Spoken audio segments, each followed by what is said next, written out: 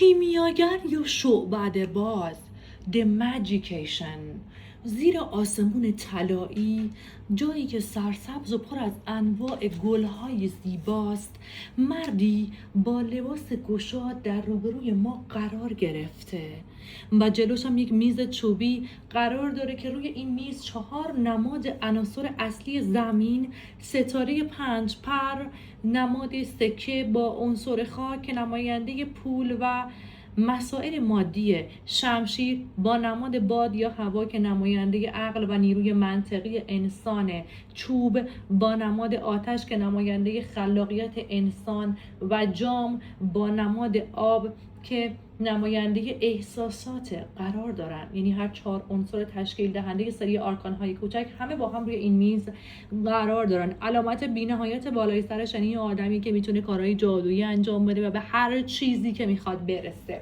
دست راستش رو برده بالا و توی دستش چوب کوچیک جادوییش قرار گرفته که اونو رو به آسمون قرار داده و انگار که داره نیروهای آسمانی رو به نیروهای زمینی وصل میکنه و با ارتباط دادن اونها به هم قدرت خودش رو به دست میاره. به نظر داره یه جادوی و طلسمی انجام میده و این راز عملی کردن خواسته هاشه. کارت کیمیاگر یا جادوگر مرحله‌ایه که ابله داستان ما استعدادهای خودش رو کشف میکنه و میفهمه که چطور و از چه راهی میتونه تو دنیا به خواسته هاش برسه. میفهمه که چطور میتونه کاریو بکنه که از نظر بقیه غیر ممکن و معجزه هست. در واقع توانایی های خاص خودش رو کشف میکنه و وقتیه که همه چیزو تحت کنترل خودش میگیره. این شاید برای آدمای اطرافش غیر طبیعی به نظر بیاد، اما جزو استعدادهای طبیعیه که توی وجود کیمیاگر قرار داده شده. پس اون اصلاً عجیب و غیر منتظره نیست. رسیدن به اهدافش چون جوابو به طور غریزی تو وجود خودش پیدا کرده و میدونه که پتانسیل رسیدن به چیزی رو داره و چه چیزی رو نداره، یه چیزیه که انگار آگاهش کرده که به همه آرزوهاش میرسه. میشه معجزه روی سر، میشه معجزه کردن یا معجزه رخ دادن، میشه استفاده از نیروی اراده، تمرکز روی هدف و کنترل روی یک وضعیت، میشه عملی کردن خواسته ها و نقشه ها. وقتی کیمیاگر تو گسترگ تاروت میاد، میخواد به همون بگه که تسلیم نشو و از نیروی اراده و پتانسیل استفاده کن و تصمیمی که لازمه رو بگیر. چه این تصمیم لازمش ایجاد یک سری تغییرات باشه، چه عملی کردن یک کار خاص، حتی اگه این کار خلاف باشه، چه این بتونه به وسیله خودمون انجام بشه، چه به وسیله یک فرد دیگه. کیمیاگر قدرت اینو داره که از استعدادهاش استفاده کنه، چه استفاده خیر چه استفاده شر. این میتونه دزد باشه در شرایط منفی، پسری باشه که اومده گولت بزنه، معجزه در عشق و یا در ارتباط با مسائل مختلف زندگی، شغلی و احساسی. ولی شروع یه چیز جدیده، یه کار جدید، یه رابطه جدید. استعدادهایی که تو داری ازشون استفاده میکنی و به کارشون میگیری، انرژی که داری به کار میگیریش، یک انرژی که داری انجامش میدی، به جریان میندازیش. آدم زبردست، آدم ماهر، یک مأمور، یک قاصد، یک خبررسان. زمانهای قدیم نامه رو همینجوری میگرفتن تو دستشون، میرفتن به قصر، از قصر خارج میشدن، میرفتن به سمت مردم. این نامه رو نگاه کن چطوری دستش گرفته، این پیک موتوری، خبررسان. نکته رو دارم یواشکی میگم. متولدین خرداد ماه رو خیلی غالب میشه. متولدین خرداد ماه قلق شناسان ماهری هستن. با هر ماه تولد میدونن چطوری رفتار کنن، با هر آدم و هر قشری راه میان، میدونن به موقع مطیع باشن، به موقع دعوایی باشن، به موقع بگن بخندن، به موقع اخم کنن. و کارت کیمیاگر یک پسر متولد خرداد رو نشون میده و خصوصیات خنثی بودن از خصوصیات بارز متولدین کیمیاگر هست. کیمیاگر کنار هر کارت منفی که بیفته مطمئن باش خنثاش میکنه، چون تمام خرداد ماهی‌ها خنثی ان. چون اینم خنثیه، تو کاراش خیلی سرعت داره، آدم فرضیه، همه چیو با هم میخواد. نگاه کن، پولو میخواد، عشقو میخواد، کارو میخواد، همه چیو با هم میخواد، قدرت و عشق و خیلی روکه. بعضی وقتا بعد دهن، زبونش خیلی تلخه، اهل نیش و کنایه است. چرا؟ چون قدرت معجزه کردن داره، اهل تاکیده، همش میگه مگه نه، دستاشو تکون میده، با اشاره صحبت میکنه، اصلا میتونه چپ دستم باشه. نیروهای مافوق الهی کمکش میکنن، مثل خدا، فرشته ها، ملائکه. میشه معجزه خدا. و این میتونه آدم معروفی باشه ها، میتونه یه بازیگر یا خواننده باشه، چشم شور و نظر دنبالشه، زن یا خانم یا بدجوری بهش حسودی میکنه. احتمال میده دست به جادو هم براش برده باشه بچه‌ها. با توجه به کارت‌های کناریش، آدمی که خیلی اهل موعظه کردن. کارت‌های کناریش رو باید نگاه کنیم، پاپا بیفته خیلی موعظه میکنه، خیلی پند میکنه. وقتی عصبانی بشه میتونه یه آدم کلاش فریبکار گمراه کننده که از قدرتش سوء استفاده میکنه. دروغ و زبون باز، نگاه میمونه کن باشه سرش، دروغ و زبون باز ولی خوششانس و قدرتمند. این کارت تلفنه، این نماد یک خبر یا پیامه. طبع متعادل چرا نشون میده؟ چون هر 4 تا عنصر رو میزشه، هم چوبه، هم جامه، هم شمشیره. میبینی هر 4 تا عنصر، هم سکه‌ای که رو میزشه از گواهینامه، از یه مدرک، از یک سند که با تلاش به دست آورده. اینو میگم، پولی با رقم 5. کارت نظر و دعا و شمع روشن کردن، این شمع هم میتونه باشه تو دستش، نظر و دعا، شمع روشن کردن. سرشو بسته، این آدمی که ورزشکاره، رزمجو، روحیه رزمجو و مبارز. گردنبند تو گردنش نماد پایبند بودن به تعهداتش، به ورزش کاراته یا رزمی هم اشاره میکنه. من این خانمایی که متأهلن میگم پسرت مقام میاره، این مقام آوردن هم هستش. این میتونه مهندس، پزشک، دندانساز، طلا و جواهرساز، دبیر، نویسنده، حتی وزیر حکومت، دکتر آزمایشگاه، دعانویس، جادوگر، فالگیر، هر کدوم از اینها باشه. و آدمی که از استعدادها و مهارت‌هاش خوب استفاده میکنه. بسیار کارت عالی هست به معنی شروع جدید و فرصت‌های خوب در زندگی. از جنبه‌های منفی این کارت هم اگر در شرایط منفی قرار بگیره، یک آدمی هست که اعتماد به نفس نداره، اراده‌ش هم خیلی ضعیفه. این مشکلات حافظه رو نشون میده. این خانمایی که بچه‌شون مثلا مشکل کند ذهنی یا نمیتونن چیزی رو حفظ کنن، مشکل حافظه، بیماری‌های حافظه رو خیلی نشون میده. حروف اسمی الف و ی، متولدین خرداد ماه، جادوگر. این شخصیه که با حرکات جادویی قیچی، مثلا یه آرایشگری که میتونه با زبردستی با حرکات جادویی قیچیش پول در بیاره. پس کسیه که پول میگیره و کارهای جادویی معجزه‌بار انجام میده، مثل ترمیم بکارت از دست رفته، مثل تعمیرکار، کسی که سررشته تو همه چی داره، مثل یه پزشکی که فقط اون میتونه عمل جراحی تو رو انجام بده.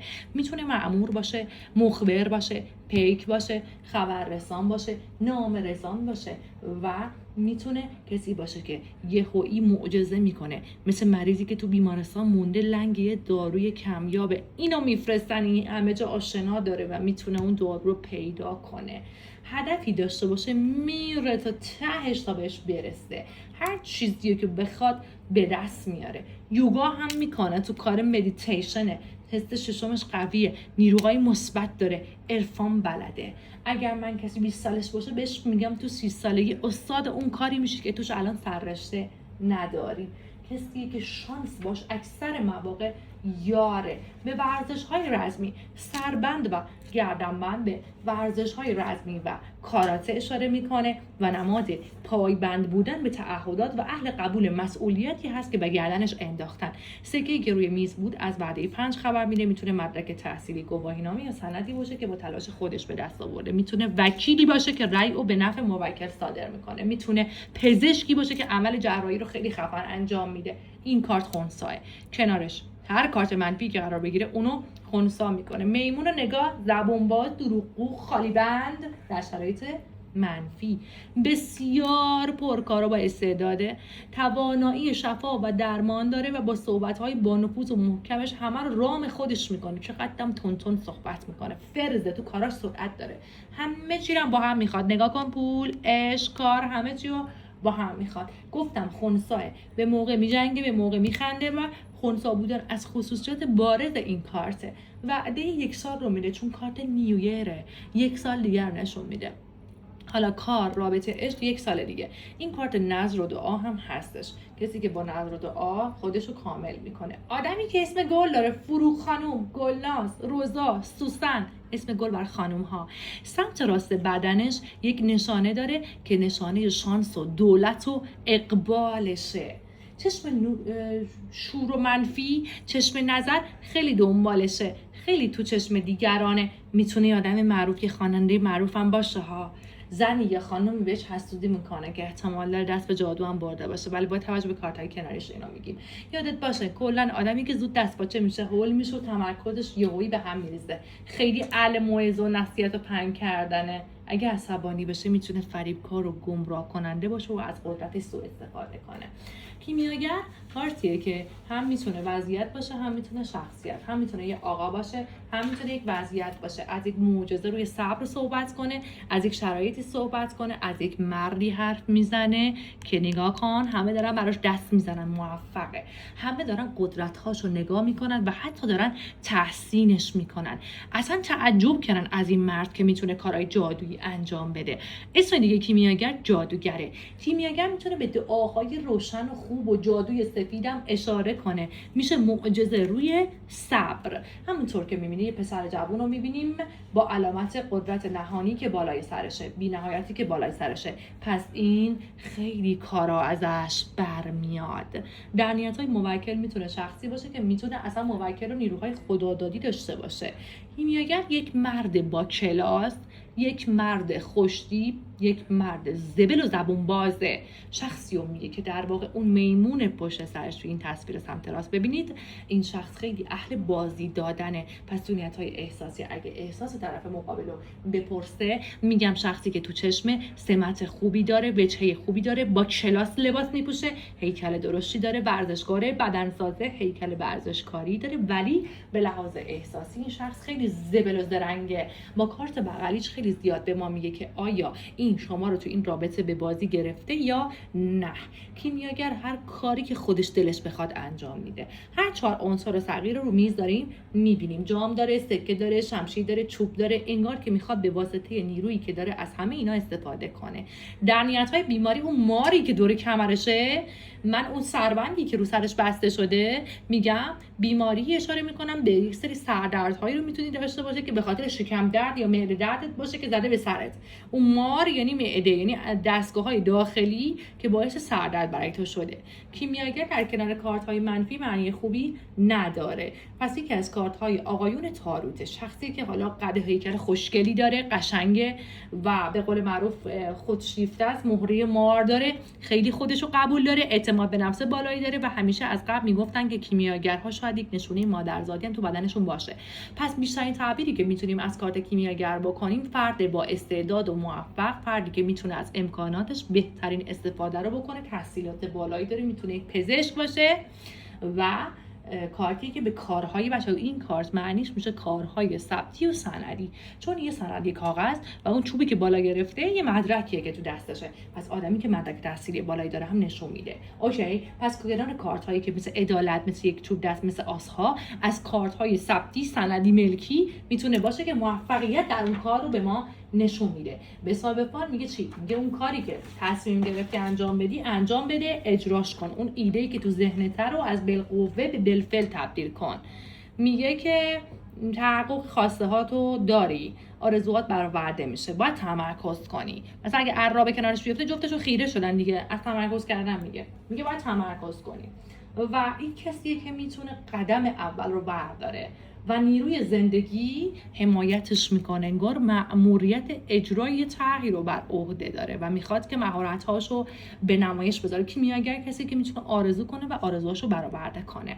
اگه برای شما کیمیاگر بیفته، بهش بگو به توانایی‌های خودش شک نکن، پیش برو تا درا برات وا بشه.